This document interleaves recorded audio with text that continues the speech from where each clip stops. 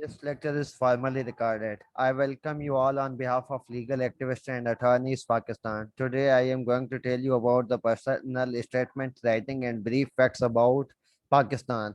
The brief facts about Pakistan are the most important MCQs and variously repeated in various tests, including the test of lead, entry test of universities, and as well as other jobs like FPSC etc. You must keep in mind these facts about the Pakistan. So let's go to the next slide. You must remember the official name of Pakistan is Islamic Republic of Pakistan, which was named after the Constitution of 1956. It was declared in 1956 as Republic of Pakistan. The father of nation is Qaid-e-Azam Muhammad Ali Jinnah, and the national poet is Allama Iqbal. Area of Pakistan covered in square kilometer is 7,96,096. Religion. So we are multilateral nations. Basically, Muslims are 97% in Pakistan, and Hindus are 1.5%, and Christian 1%, and other minorities 0.5 to 1%. Standard time. अब GMT Greenwich mean time +5 है, जो कि महमूद अनवर एक mathematician थे, उन्होंने ये suggest किया था पाकिस्तान के लिए, जो जीएमटी थी। और इसको यूटीसी भी क्या कहा जाता है। यूटीसी का मतलब है यूनिवर्सल टाइम कोऑर्डिनेटेड या कोऑर्डिनेटेड यूनिवर्सल टाइम, दोनों कहा जाता है। ये चीजें आपने याद रखनी है। ये जीएमटी का जो है पहले भी आप पूछा जा चुका है टेस्ट में कि किसने पाकिस्तान के लिए +5 जीएमटी डिस्कवर की थी या मतलब सजेस्ट की थी। वो महमूद अनवर थे, जो कि बाय प्रोफेशन मैथमेटिशियन थे। उसके बाद मैं आपको बताता चलूँ लैंग्वेज। अब स्टूडेंट यहाँ पे आके कंफ्यूज हो जाते हैं कि पाकिस्तान की नेशनल लैंग्वेज कौन सी है और ऑफिशियल लैंग्वेज कौन सी है। पाकिस्तान की नेशनल लैंग्वेज उर्दू है और ऑफिशियल लैंग्वेज इंग्लिश है। और ये इस चीज़ में कंफ्यूज नहीं होना कि नेशनल और ऑफिशियल लैंग्वेज दोनों एक ही होंगी। तो नेशनल अलग है और ऑफिशियल लैंग्वेज अलग है। उसके बाद मैं आपको बताता चलूँ पाकिस्तान के बारे में कि लिटरेसी रेट जो है हमारी कंट्री का वो 58% है। और गवर्नमेंट सिस्टम कौन सा चलता है, पार्लियामेंट्री फॉर्म ऑफ गवर्नमेंट है, जो कि पार्लियामेंट्री फॉर्म बाइकैमरल पे बेस करता है। अब बाइकैमरल लेजिस्लेशन क्या होती है, जिसमें दो हाउसेज हों, एक अपर हाउस दूसरा lower house. Upper house Pakistan में कौन सा है, सेनेट है, और लोअर हाउस कौन सा है, नेशनल असेंबली। अगर बाइकैमरल का वर्ड का मीनिंग पूछी जाए तो आपने लिखना है कि हमारे पास टू हाउस सिस्टम है। ये भी question most of the time पूछा गया है कि मतलब बाइकैमरल का मकसद क्या है। सम टाइम पूछा जाता है कि कौन सी मतलब स्टेट है जिनका सिस्टम यूनिकैमरल है। तो ये फर्दर मैं जीके में आपको जनरल नॉलेज के लेक्चर में बताऊंगा कि कौन सी स्टेट यूनिकैमरल है, कौन सी स्टेट बाइकैमरल है। हमारे विद इन स्टेट पाकिस्तान में क्या कोई यूनिकैमरल लेजिस्लेशन है, तो इसका आंसर भी येस है, क्योंकि हमारे जो प्रोविंसेस हैं उसमें कोई अपर हाउस या लोअर हाउस का कॉन्सेप्ट नहीं है। हमारे पास सिर्फ प्रोविंशियल असेंबली होती है, जो कि प्रोविंस के लिए लॉ बनाती है, वो यूनिवर्सल है।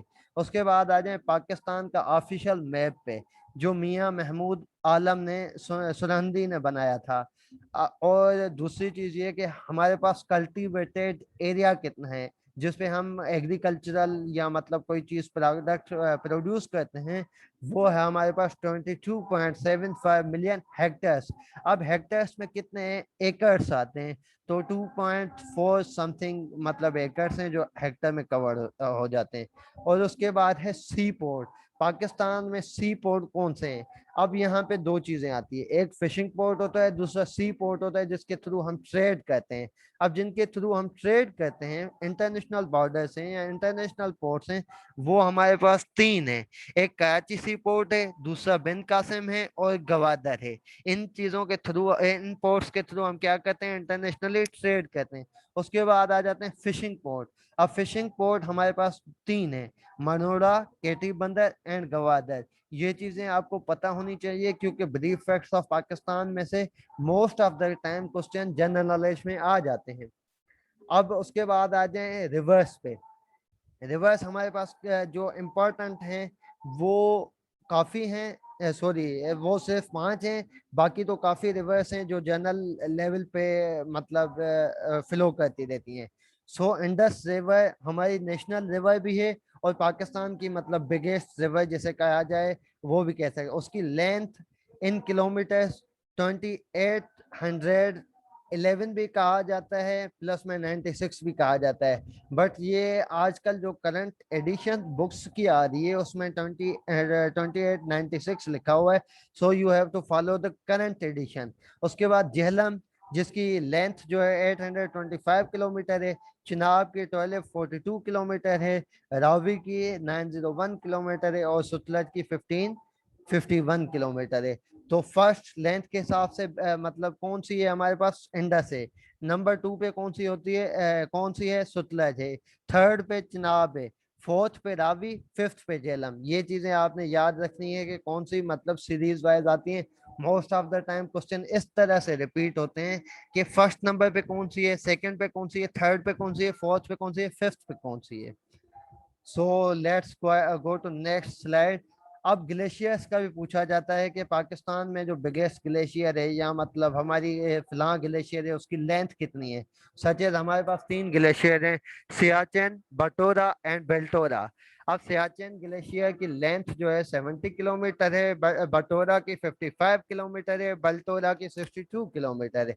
उसके बाद आ जाती है थर।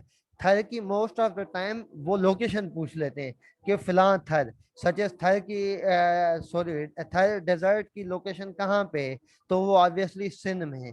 चोलिस्तान की लोकेशन पूछ लेते हैं तो वो पंजाब में है, और थल भी पंजाब में है। ये चीजें आपने कीप इन माइंड करनी है क्योंकि ये टेस्ट के लिए इंपॉर्टेंट है। So let's go to the next slide. अब इम्पोर्टेंट आ जाते हैं क्वेश्चन डैम्स के बारे में। हमारे पास वैसे तो काफी डैम्स हैं लेकिन जो इम्पोर्टेंट डैम है वो 3 हैं। अब मंगला डैम पंजाब में है, तरबेला केपीके में है, वर्षक डैम जो है वो भी केपीके में है। अब क्वेश्चन यहाँ से इस तरह से रिपीट होते रहते हैं कि हमारे पास biggest dam of the Pakistan कौन सा है। आपके पास काफी ऑप्शंस होंगे तो you have to tick the appropriate one. The option is Tarbela dam. और उसके बाद क्वेश्चंस रिपीट होते हैं कि सबसे स्मॉलेस्ट डैम कौन सा है, वो है वर्षक डैम जो केपीके में पाया जाता है। सो ये चीजें आपने इस तरीके से याद करनी है डायरेक्टली तो आपको पता हो कि कौन कौन से डैम है। वैसे तो रावल डैम भी है, आपने खानपुर डैम भी सुना होगा, काफी डैम है, लेकिन इम्पोर्टेंट जो हैं यही हैं जो रिपीट भी होते रहते हैं, मंगला डैम, तरबेला डैम और Warsak dam. So let's go to the next slide. Lakes. अब लेक्स के बारे में ये पूछा जाता है कि कौन कौन सी लेक्स कहाँ पे है। ये मैंने जैसे आपको बताया कि इसमें डेजर्ट में कि उनकी लोकेशन पूछी जाती है कि कहाँ पे एग्जिस्ट करते हैं, तो लेक्स के बारे में भी इसी तरह से क्वेश्चंस आते हैं, रिपीट होते रहते हैं। मंछर लेक सिंध में है जो कि लार्जेस्ट मैन मेड लेक या नेचुरल नेचुरल या फ्रेश वाटर लेक जिसे कहा जाता है। इवन कि मैं आज पढ़ रहा था जब सर्च किया तो ये एशिया की फ्रेश वाटर लेक भी यही है, मंछर लेक। उसके बाद सेकंड पे आती है कींझर जो भी सिंध में है, हना लेक बलूचिस्तान में है, लेक सैफल मलूक जिसको नेशनल लेक ऑफ पाकिस्तान भी कहा जाता है ये केपीके में है, सतपारा लेक गिलगित में है और कचूरा लेक भी गिलगित में है। समटाइम गिलगित नहीं लिखा होता क्वेश्चंस जब आते हैं तो वहां पे नॉर्थर्न एरियाज मेंशन होता है। तो both are the correct options, you have to opt one of them. Either Gilgit लिखा हुआ है तो ये ऑब्वियसली गिलगित है क्योंकि इनकी परफेक्ट लोकेशन गिलगित में है, तो आपने गिलगित सिलेक्ट करना है। अदरवाइज जहाँ पे नॉर्थर्न एरिया मेंशनड है और वहाँ पे गिलगित का नाम मेंशन नहीं है तो फिर वहाँ पे आप क्या करेंगे, नॉर्थर्न एरिया को ही सिलेक्ट करेंगे। Otherwise appropriate answer is Gilgit. उसके बाद आ जाते हैं नेशनल थिंग्स पे। अब नेशनल चीजें पाकिस्तान की कौन सी हैं। सबसे पहले आ जाएं फ्लावर पे। नेशनल फ्लावर जैस्मीन है जिसको अदर वर्ड्स में चंबेली भी कहा जाता है। नेशनल ट्री दियार है, दियार दियोदर भी लिखा जाता है लेकिन दियार पढ़ा जाता है, और समटाइम इसको दियाल भी लोग कहते हैं। और national animal markhor, national bird चकोर जिसे रेड पेट्रिज भी कहा जाता है, रेड लेग्ड पेट्रिज भी कहा जाता है। और उसके बाद नेशनल गेम हमारी हॉकी है। और पोलो भी समटाइम खेली जाती है पाकिस्तान में लेकिन उसको नेशनल का अभी तक लेवल नहीं दिया गया। नेशनल गेम आज तक मतलब जो है डिक्लेयर्ड वो हॉकी है। नेशनल फ्रूट जो है समर में मैंगो है, विंटर में गावा है, लेकिन ये मोस्ट ऑफ द टाइम गावा का ऑप्शन नहीं होता। वो आपसे जनरल पूछ लेते हैं कि नेशनल फ्रूट कौन सा है, तो you have to tick mango. तो मैंगो हमारा नेशनल फ्रूट है। उसके बाद नेशनल वेजिटेबल पे आ जाएं तो लेडी फिंगर है। उसके बाद national aquatic marine mammal dolphin है, जो कि इंडस रिवर में पाई जाती है, और समटाइम यहाँ पे लिखा होता है एमसीक्यूज में ब्लाइंड डॉल्फिन। तो basically the blind mate in Indus river is blind dolphin. So national aquatic marine mammal is dolphin. So let's go to the next slide. National predator snow leopard जो है हमारा नेशनल प्रीडेटर है। National mosque हमारे पास Faisal mosque है। National tower Minar Pakistan है, जो लाहौर में एग्जिस्ट करता है। फैसल मास्क किस में है? इस्लामाबाद में। और उसके बाद नेशनल मॉन्यूमेंट पाकिस्तान मॉन्यूमेंट, जो भी इस्लामाबाद में है। उसके समटाइम पूछा जाता है कि पाकिस्तान मॉन्यूमेंट के कितने पिलर्स हैं, तो वहाँ पे 4 पिलर्स लगे हुए हैं, जो बेसिकली मेरे ख्याल में 4 प्रोविंसेस को रिप्रेजेंट करते हैं। एज पर माय नॉलेज, मुझे एग्जैक्ट याद नहीं आ रहा क्योंकि मैंने खुद देखा हुआ है, लेकिन मैं आपको अभी कंफर्म नहीं कह सकता कि उसके 4 पिलर्स किस चीज़ को रिप्रेजेंट करते हैं। लेकिन मॉन्यूमेंट जो है वो इस्लामाबाद में है। नेशनल माउंटेन जो है हमारा वो केटू है। और प्लस में national colour green and white. National river Indus river है, जो कि मैंने आपको पहले भी बताया, जिसकी length 2800 kilometre 2896 kilometre total length में। प्लस में मैंने आपको बताया 2811 भी बोली जाती है लेंथ के हिसाब से। और उसके बाद आ जाए national river Indus river. National lake मैंने आपको लास्ट टाइम बताया सैफल मलूक है, जिसकी लोकेशन केपीके में है। उसके बाद आ जाए पर्सनल स्टेटमेंट्स राइटिंग पे। मोस्ट ऑफ द टाइम जो स्टूडेंट हैं इसमें बहुत कंफ्यूज हो जाते हैं कि मैंने पर्सनल स्टेटमेंट लिखनी क्या है। बेटा ये कोई भी औखी बात नहीं है। First of all you have to be confident, you have to choose the appropriate words, you have to represent your own statement, what you are. Basically you have to convince the reader, कि आपका जो reader है उसको convince करना है कि why you want to pursue something. अगर आपको एडमिशन दें तो हम क्यों दें, अगर आपको जॉब दें तो क्यों दें, आपको अगर स्कॉलरशिप दें तो क्यों दें। ये चीज़ें बेसिकली आपकी पर्सनल स्टेटमेंट के लिए लाजमी होती हैं। मैं आपको बताता चलूँ पर्सनल स्टेटमेंट राइटिंग के लिए सबसे पहले find the perfect opening sentence. आपको परफेक्ट ओपनिंग सेंटेंस के थ्रू क्या करना चाहिए, स्टार्टअप करना चाहिए कि मेरी जो स्टेटमेंट है इससे मतलब सिंपली कहता है आई मुनव्वरली passionate about the law got my primary education from फलाना फलाना एंड सो ऑन। मतलब आपने उसको कन्विंस करने के लिए ऐसी एडजेक्टिव यूज करनी है जिससे रीडर की अटेंशन केज हो जाए और वो परसू हो जाए। बेसिकली आपने उसकी टोन परसुएसिव वे में रखनी है, टू परसुएट समवन। उसके बाद है make draft without character counter. अपने आप को क्रिटिसाइज नहीं करना, आपने आपको एक मतलब अच्छे वे में रिप्रेजेंट करना है। Use the perfect words and expression. Choice of word always matter. Choice of word हमेशा जो होती है ना मैटर करती है जब आप कोई चीज लिख रहे होते हैं। Concern on your strength. इसका मकसद ये है कि आपकी जो स्ट्रेंथ है ना, आपकी जो खूबियां हैं, जो चीज आप में स्ट्रांग है, सच इज आप में एक आर्ग्यूमेंट टून मतलब या किसी बंदे को कन्विंस करने का, परसुएड करने का, या किसी पर्सन को सिंपली अपने तरफ माइल करने का, या आप किसी बंदे को इस तरीके से डेलीगेट कर सकते हैं कि वो जजमेंट आपके राइट में दे, या आप कोई किसी चीज में पंचुअल हैं, या आपकी हॉबी है, या आप लोगों की मदद करना चाहते हैं, ये आपकी स्ट्रेंथ है, या आपकी चाइल्डहुड से ये मतलब थिंकिंग है कि आप लॉ में करियर परसू करें, तो ये चीज़ें आपकी स्ट्रेंथ होती हैं। और आपको यही चीज़ें अपनी पर्सनल स्टेटमेंट में मेंशन करनी है जिससे आपका रीडर परसुएड हो जाए, कन्विंस हो जाए। Make it your own work, vice and ideas and be honest. इसका मकसद बेसिकली यही है, अपने बारे में वही चीजें बताएं जो रियलिटी में है, या ऐसी चीजें बताएं जो पॉजिटिव हों, अपनी नेगेटिविटीज इसमें शो नहीं करनी। So let's come to the next slide. For law assessment test, सबसे पहले आपने क्या करना है, अपना ब्रीफ इंट्रो लिखना है। आई फला फला, I got my primary education फला फला school, then I went to, but now I want to pursue the profession of law. उसके बाद आपने करना है why you want to study law. अगले बंदे को बताना है कि आप लॉ स्टडी क्यों करना चाहते हैं, सच एज आपका पैशन है। Quote an event from your life, such as आपके सामने कोई ट्रेजिक इवेंट हुआ हो। किसका मतलब सच एज मैं आपको बताता हूँ कि आपने किसी गरीब को देखा हो कि कहीं पे इंसाफ नहीं मिला, क्यों वो वकील को हायर नहीं कर सकता, या वो वकील की फीस पे नहीं कर सकता। तो ये चीज़ें आपकी मतलब एक स्ट्रेंथ है। या हमारा सिस्टम खराब है, आप किसी ऑफिस में कोई काम कराने के लिए गए, वहां पे आपसे ब्राइब मांगी गई, because and you are not able to pay that bribe, so you want to pursue as a career from law.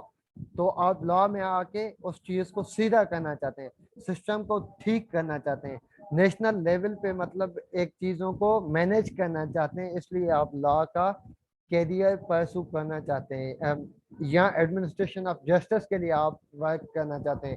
तो basic purpose to choose the field of law must be the administration of justice.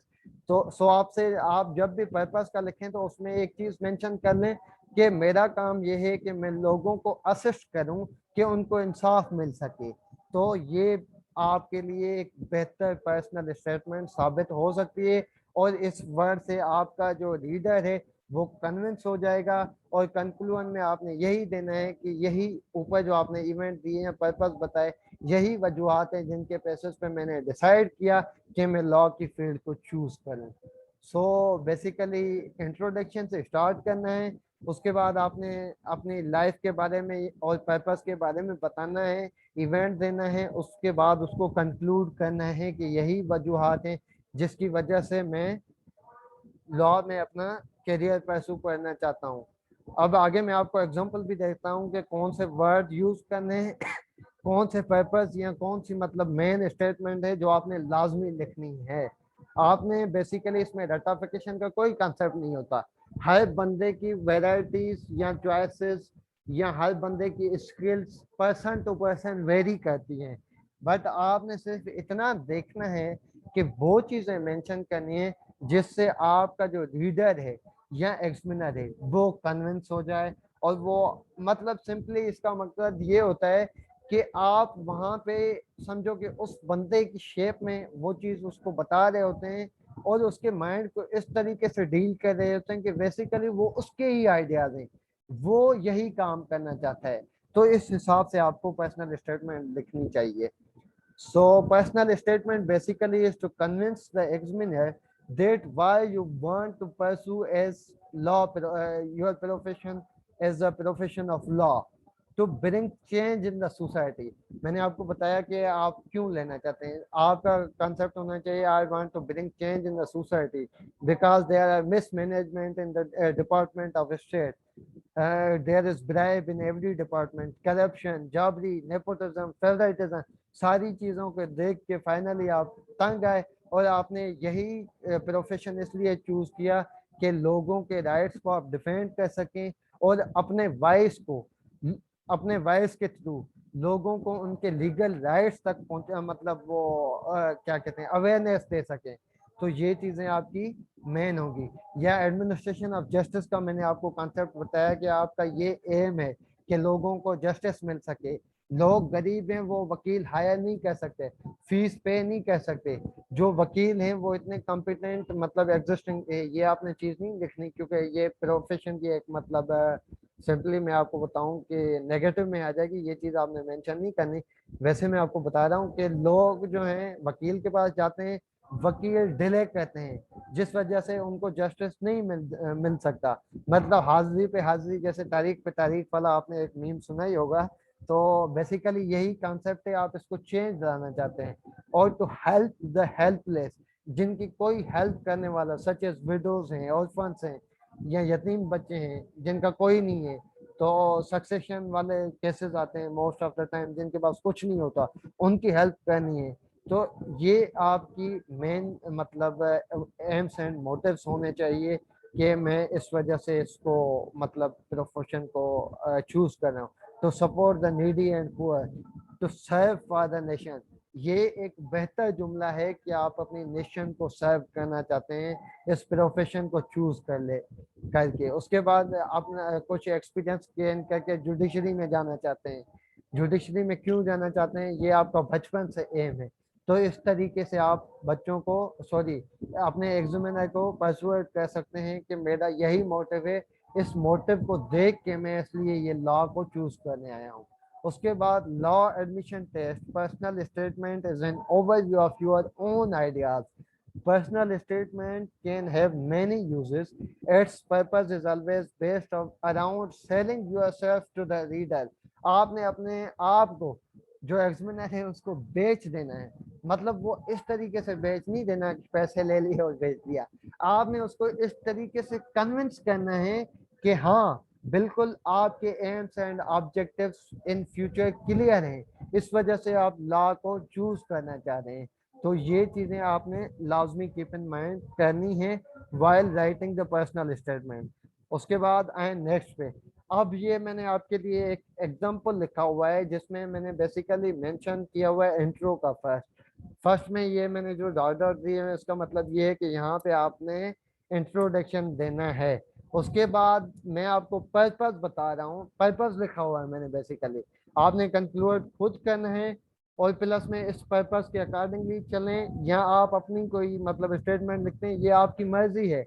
लेकिन for example मैंने दिया है, the injustices of the world bother me since childhood, and I always wanted to be able to make a difference by helping people around me to find the right way to deal with maze of life.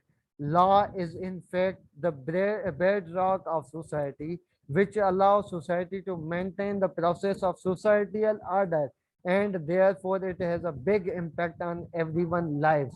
इसलिए आप law को choose करना चाह रहे हैं, क्योंकि law ही एक bed rock या foundation stone of the society है, जो सोसाइटी को एक ऑर्डर के थ्रू एक में मतलब मेंटेन करता है, चीज़ों को अपनी स्टैंडर्डाइज पे सेट करता है, मेरिट को प्रमोट करता है। और लॉ की वजह से ही सारा रूल एंड ऑर्डर चलता है। और इस लॉ का हर बंदे की लाइफ पे एक बड़ा इम्पैक्ट है।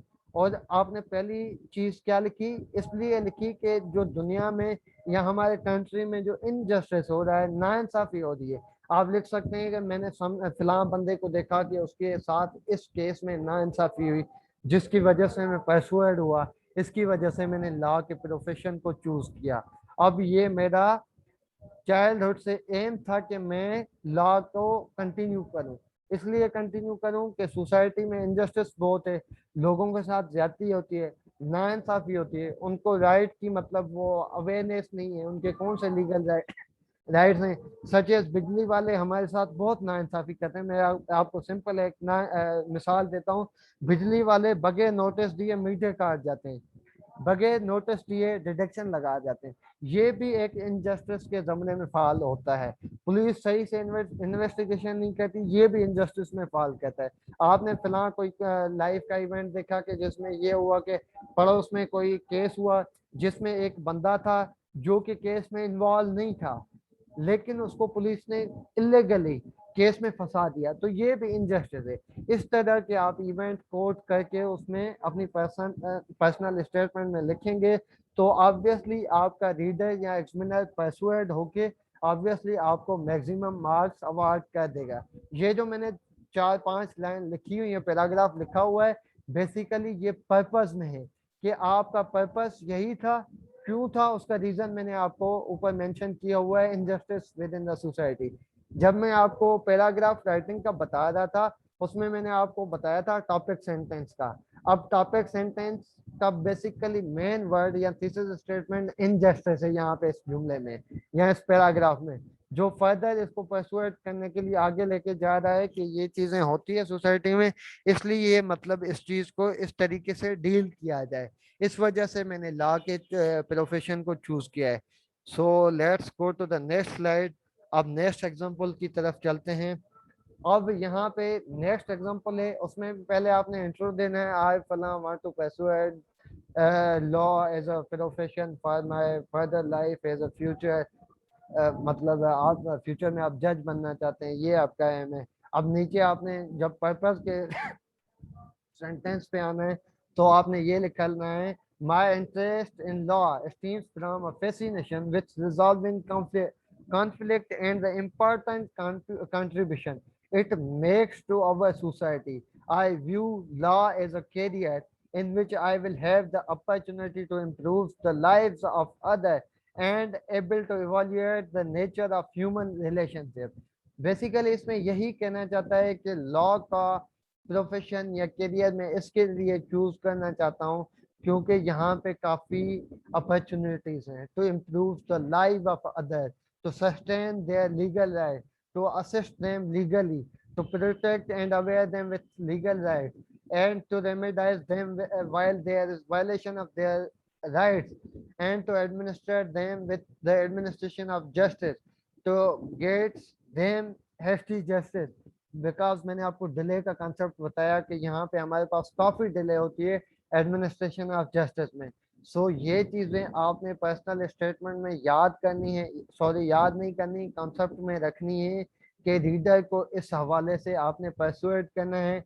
उसमें 3 चीजें लाजमी लिखनी है जो कि इंट्रोडक्शन, पर्पस और प्लस में कंक्लूजन, जिसकी वजह से आपने लिखेंगे कि इस इवेंट्स की वजह से या पर्पस की वजह से मैं इस चीज को मतलब ज्वाइन करना चाह रहा हूँ। So that's end of today's lecture. If you have any question regarding these,